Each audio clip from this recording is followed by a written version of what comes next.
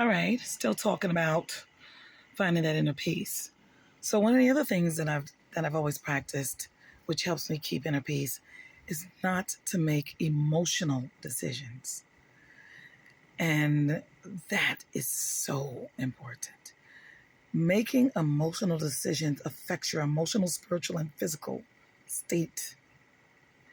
And what I mean by that is when you know something that you absolutely should do, you know it's a bad relationship, you should leave it.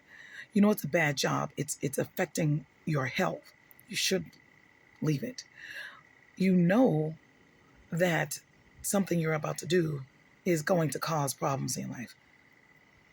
But you make those decisions out of fear, out of anger, out of even love.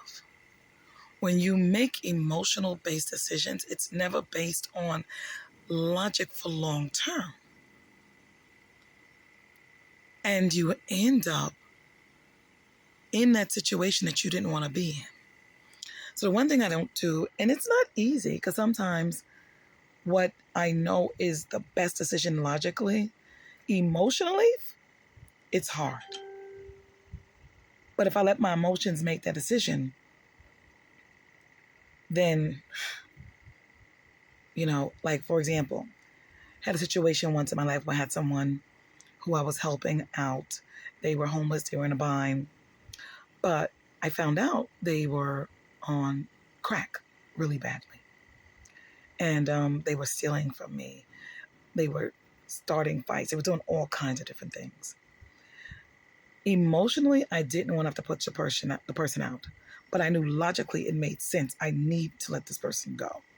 I have to put this person out. I didn't want to because I wanted to help them.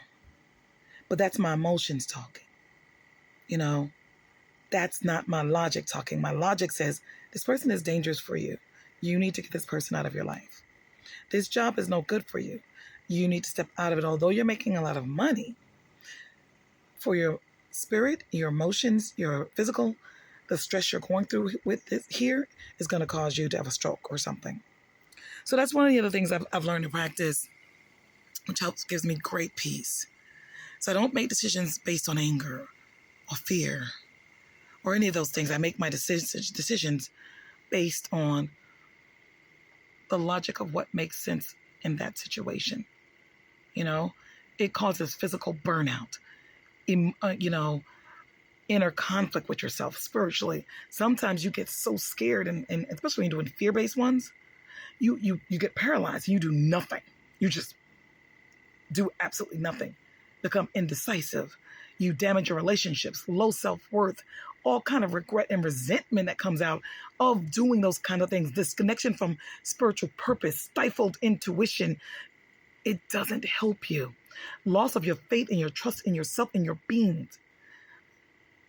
It doesn't help.